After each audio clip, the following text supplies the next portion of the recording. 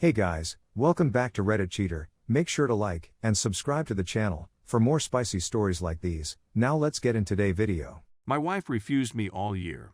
Found out she cheated and got an STD.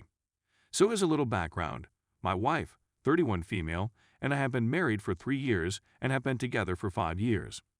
The last 2 years have been very difficult for her and me as she completed a master's degree in a highly competitive program. The program's last year was last year, and it really pushed her. We didn't spend much time in the bedroom at those period since she was either studying or in class.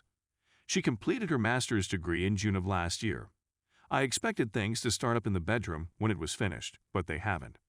She still turned me down all the time, despite the fact that she was stressed about finding work. It's gotten to the point where the last time we had sex was in April of this year. Every time I attempted to initiate, go on a date night, or be romantic, she was too weary to respond. I'd even told her I'd settle for foul words every now and then, but she didn't want to do that either. I proposed that we go to therapy. She said that she would look for a counselor she loved. I sat there waiting. I inquired once more. She referred to me as self-centered. I finally gave up. I went insane for the first several months, and then I decided to just concentrate on myself, start working out, and continue doing my own thing.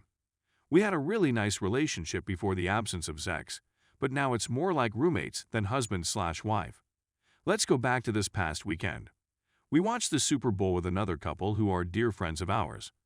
We met and began hanging out with a random group of folks who were also watching the game when we were at the sports bar.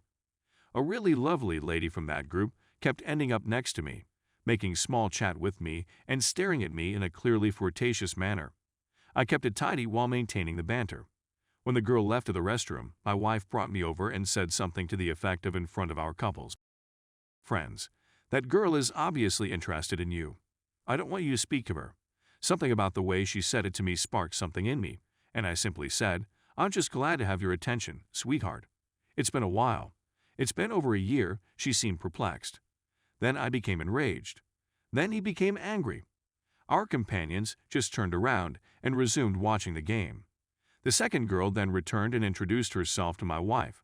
My wife went away, and our friend's wife followed her. We quickly exited the pub and shared an Uber back with the other couple. We got into an argument, which we seldom do, over her lack of enthusiasm in going to therapy, and she told me she felt I was selfish and uncaring. We haven't spoken much since then. I don't want to terminate my marriage, but I don't see her making any concessions. Before I file for divorce, I'd want to know if there is anything we can do to rescue the situation. Update 1.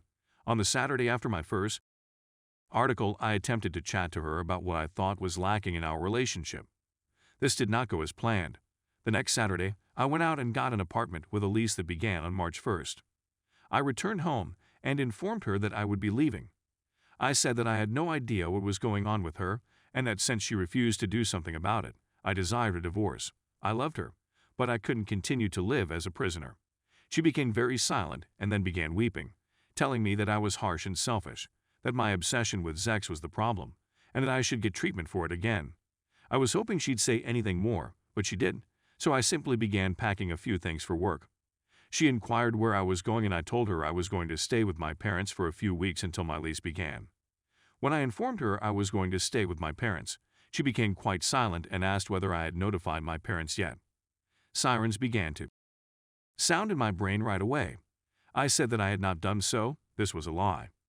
Then she became silent for about 5 minutes, and just as I was ready to go out the door, she implored me not to. She wanted to converse. Then she said something that I didn't want to hear.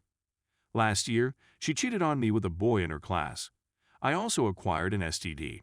Nothing deadly, but not the type that can be gotten rid of. She said that occurred just once, but I am certain that is not the case. I felt completely numb. A female acquaintance informed me that wife infidelity was a possibility, but I didn't trust her. I remained silent as my wife spoke, mostly because my thoughts was racing, but also because I didn't know what to say. I realized now that I had spoken all I had to say in the preceding year, and now I had nothing. After she finished speaking, I just said, "Okay." I felt completely numb, and I left the home with her in it to go to my parents' place, which was approximately 2 hours away. I assured her I'd return, but I haven't seen her or been to the home since. When I arrived to my parents' place, I told them everything. They apologized and said they could sense something was wrong for a few months. I had intended to return to the home, but my mother advised me not to do so if I was going through with the divorce. So my mom and father went to get me a few personal goods. I left everything else. I also phoned a lawyer and instructed him to contact the wife in order to begin the divorce proceedings. Wife has contacted me on my mobile phone and at work many times, and she has even emailed me, but I have not read anything. She also had one of her friends contact me and ask me to please speak to my wife and apologize, but as soon as I learned it was a friend of hers, I hung up. In April, I'll have 2 weeks off and intend to visit Vegas with a friend. My parents and friends have been really encouraging, and I truly feel better than I have in a long time. I never saw myself being divorced, and I felt like a failure that first week because I knew my marriage was gone. But my father said something to me that I have repeated to myself several times. Someone else's wrongdoing makes them the failure, not you, sir. This weekend, I spent time with a coworker with whom I've always gotten along. She noticed I was missing my ring at work last week and inquired as to what had occurred. My wife and I were divorcing, so I informed her. She hugged me in the workplace, and it felt like the finest thing in the world. This weekend after work, we went out for a few beers, chilled out, and had a good time before returning to my apartment. Obviously, I'm not ready for or desire a relationship, but it felt so amazing to be in a bed with a lady who was so comfortable and welcoming. I was extremely relaxed. I know the divorce will be difficult, but even with all that has transpired this weekend, I believe it will be worthwhile. Update 2. This is the last update for those who messaged me and wanted to know how the divorce was progressing. I'll address all of your queries here. Have I spoken to or seen my wife since I left the house? I haven't spoken to or seen soon-to-be ex, STBX, since I moved out. She tried phoning me for a few weeks, but I had stopped answering any strange calls. She left me 2 weeping messages, but they stopped shortly after the attorneys got involved. Is the divorce going well? I provided the spousal support amount he recommended in a flat payment via my lawyer. She could have everything she wanted in the home. I attempted to keep the talk as short as feasible and as straightforward as possible. I discovered out around a month or so after I started that she had been telling her friends that I had been emotionally abusive to her, that I continued putting pressure on her to do sexual things she didn't want to do, that I was opposed to her earning a graduate degree. Of course, all of this is a lie, and I nearly phoned her back to urge her to cease her bull. This is the only time I can recall feeling enraged, but happily my parents and friends just encouraged me to let the lawyer handle it, not to contact her, and not to lose my cool for even a single second until the divorce was finalized. I also found out via common acquaintances that she has a dating profile on a dating app and is dating. Lawyer says it's a good thing, and I tend to agree. There is a lot of information that attorneys inquire about. It's strange having someone you hardly know ask you extremely precise questions about your sex life, money, and other highly intimate matters. Overall, this stage of the process has been the most difficult for me and has left me exhausted. On the good side, the lawyer believes everything will be completed within a few weeks, allowing me to finally be free. Did I inform my pals that she had cheated? Yes, and she was diagnosed with a STI. And we hadn't tasted sex in over a year. I had to explain why I had simply gotten up and departed. I was completely honest. I'm not going to be ashamed of her. How much does divorce cost? I can't tell for sure. A one-time buyout should cost between $100,000 and $150,000. Did she give me a STI? No. I got myself examined once shortly after she informed me and again after then, and I'm okay. Is it likely that I will remarry? A resounding no. For me, the previous 3 years have been emotionally taxing and suffocating. Every marital cliché I'd heard before getting married has come true. My wife deserved it. In addition, she did not hold herself responsible in the marriage. She continuously reminded me of my obligations and her rights. She blamed me for everything horrible that occurred to us, and she insisted on her emotions becoming my facts. Worse, she would easily transfer her errors and shame onto me and force me to bear them instead of dealing with them as an adult.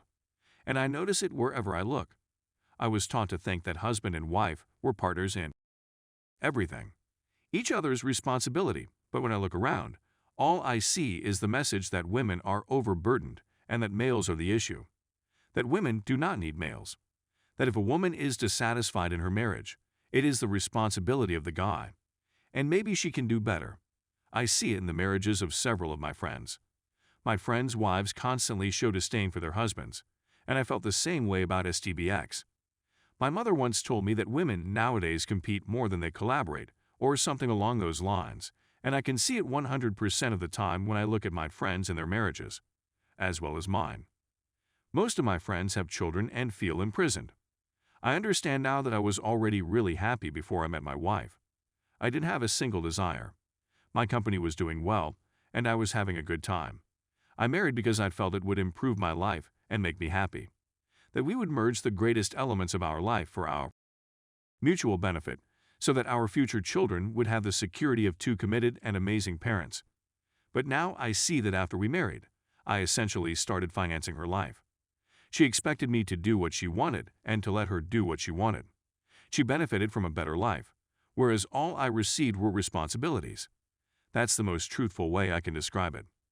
According to the Bible, it is preferable for a man to live alone on a roof corner than in a home with a quarrelsome lady. I concur. I get nothing from being married. I don't think I'll ever get married again. Do I yearn for her? No.